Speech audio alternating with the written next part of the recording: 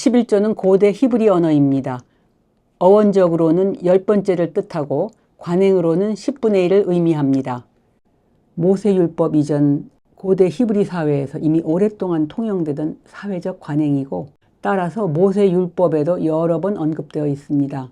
그런데 이 11조 관행은 초대교회 이후 율법이 은혜로 대체된 뒤 2000년 동안 거의 언급되지 않았습니다.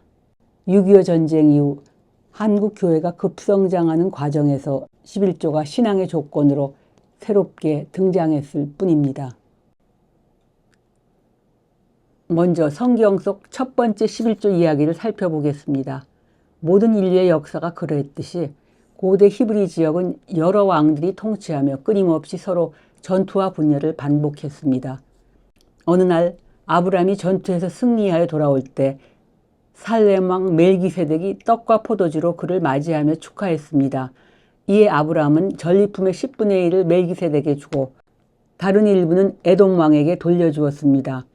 모세율법 500여 년 전의 일이었습니다. 이것이 성경에 처음 기록된 11조입니다. 하지만 이때 11조는 일회성이었으며 하나님의 명령이 아니라 당시 히브리 문화권에서 통용되던 일반적 거래 관습이었습니다. 또 다른 사례는 아브라함의 손자 야곱이 나그네 길에서 환상 중에 하나님을 뵙고 감격하여 장래에 하나님이 주시는 모든 것에서 10분의 1을 반드시 드리겠다고 서원한 일입니다. 이때도 하나님께서 요구하신 것이 아니라 야곱의 자발적인 결심이었습니다.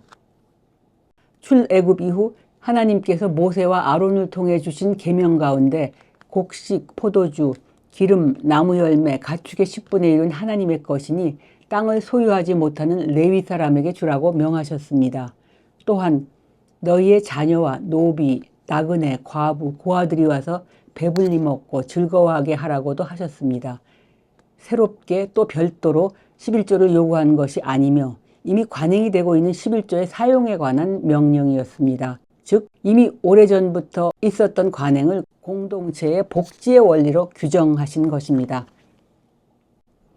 기원전 500년경 말라기 선지자는 여호와께서 너희 재물이 조금도 기쁘지 않다고 제사장들에게 즉 일반 교인이 아니고 오늘의 목사 장로들에게 경고했습니다. 이미 받은 봉헌물과 11조를 바르게 사용하지 않을 때 그것은 하나님의 것을 도둑질하는 것이라고 경고했습니다. 또한 11조를 올바르게 사용할 때 너희가 어떻게 복받는지 하나님을 시험해 보라고 하셨습니다. 이 말씀도 교인들이 아니라 오늘날의 목사와 장로 같은 신분인 당시 제사장 지도자들에게 주어진 경고였습니다. 11조의 목적은 본질적으로 사회복지 개념입니다.